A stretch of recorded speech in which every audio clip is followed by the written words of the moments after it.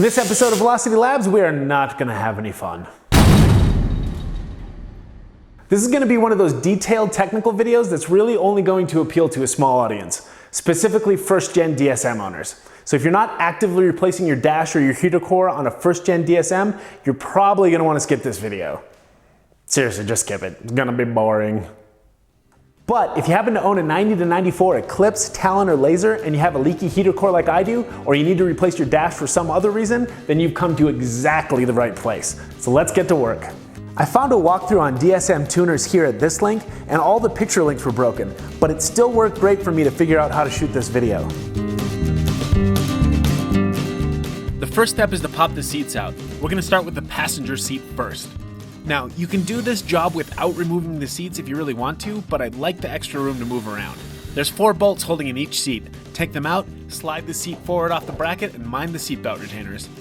Ugh, what a mess. Take out the couple clips and the screws holding this piece on, then do the same thing on the driver's side as well. Pop off these 2 trim thingies, and then take out the screws that were underneath the trim thingies. Using a small screwdriver, find the little metal clip behind the center vent and pop it out. Take out the 2 screws under the top of the gauge bezel, and there are 2 more on the bottom next to the steering wheel. Disconnect the plugs to the buttons, then you can pop the bezel off. Next, there are 4 screws holding the gauge cluster in. Take them out. Then the gauge cluster will come right out. Remove these 2 10mm bolts that were hiding behind the gauges. Take out the screw holding the speaker cover on, and then remove this bolt hidden behind there. Then do the same thing on the passenger side speaker. Now take out the 2 screws behind the center vent. Pop your radio out and disconnect it. Mine hasn't been stock for a long time, so you're going to need to figure this one out on your own. If it won't move, try a really big hammer. With that out of the way, disconnect all the plugs on the back, take out the screw hidden underneath the ashtray, pop your shift knob off, pop the boot off, and then you should have enough room to lift the center console enough to get the large center bezel out. Remove the 2 bolts on this center thingy and be careful, it's sharp. Take out the 4 screws holding on the climate control knob adjuster thingies. Now let's pop the driver's seat out. Same dance as before, 4 bolts, slide it forward and out. Sweet, I found some money.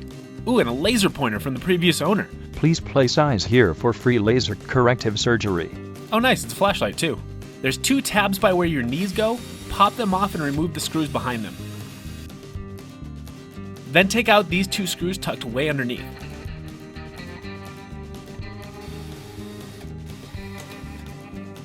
Pop that piece down and let it dangle. Ha, dangle. Take out these 2 bolts that hold the ECU in place. Now take out these 2 screws that hold the heater ducting in place. Remove the ducting. Take out these 10mm bolts on the passenger side. One of them holds the ECU in place. Unplug the cables from the ECU and pop it out. If you don't have ECM link, put it in the mail and send it to them. If you already have link, just set it aside.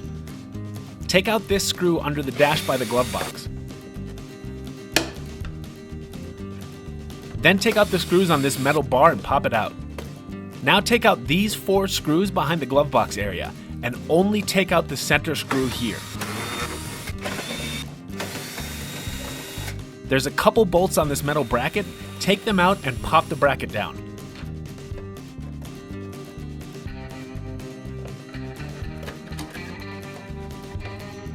Things should be getting nice and loose now. Now, there's 2 screws in the top metal bracket in the center that we missed. Pop those out. Also in the center, take out these 4 10mm bolts. Now, crawl under the driver's side and unplug this clump of wiring harness connectors. I think there's 3... yeah, 3. 3 sounds good. If you have more, unplug more.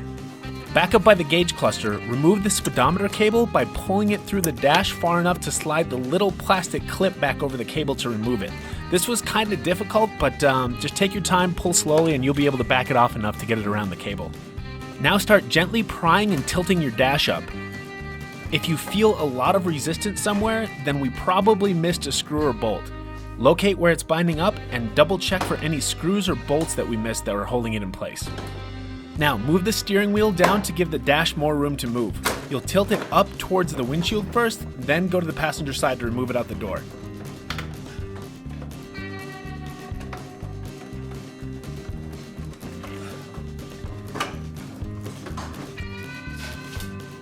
Once it's out, celebrate in a manner that is customary to your peoples. Actually, I shouldn't be celebrating yet. I still have to get my heater core out. But if you're just replacing your dash, then huzzah, you're done, congratulations. For the rest of you unlucky DSMers out there like me, let's go ahead and keep tearing stuff out of there.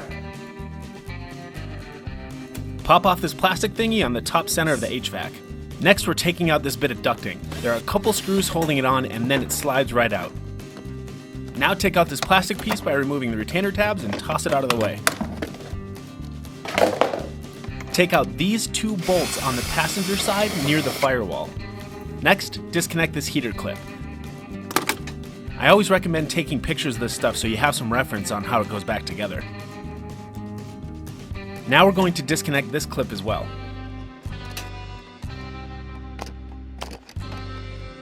Take out two more bolts on the firewall here, and a couple more bolts down here on the passenger side floor.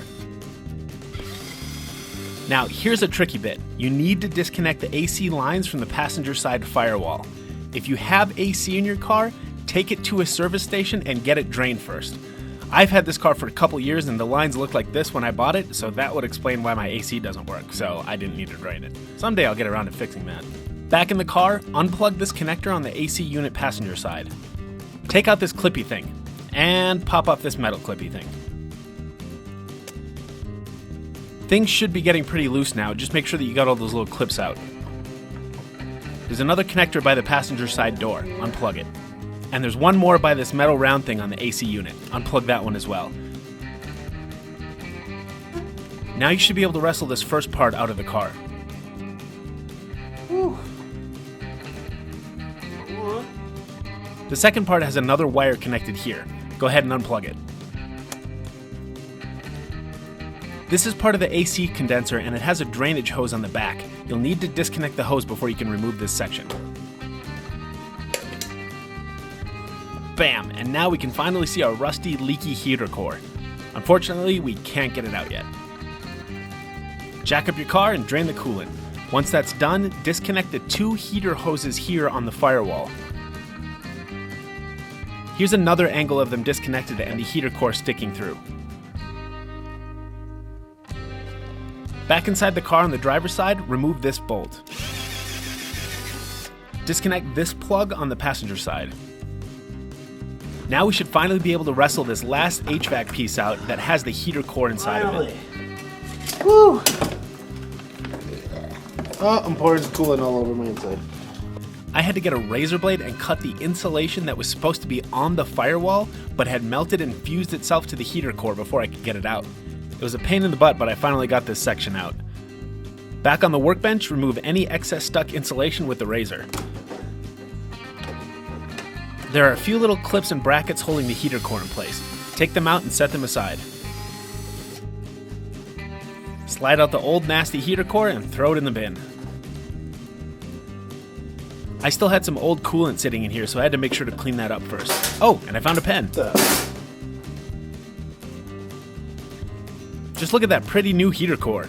Shiny.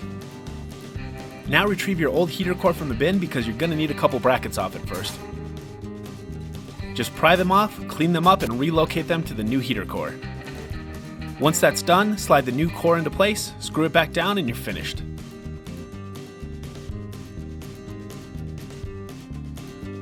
I also washed out my old ducting first because it was full of old coolant from the leaky core. Oh, and since my original dash was all beat up and cracked, I picked up a new one to replace it. Snazzy.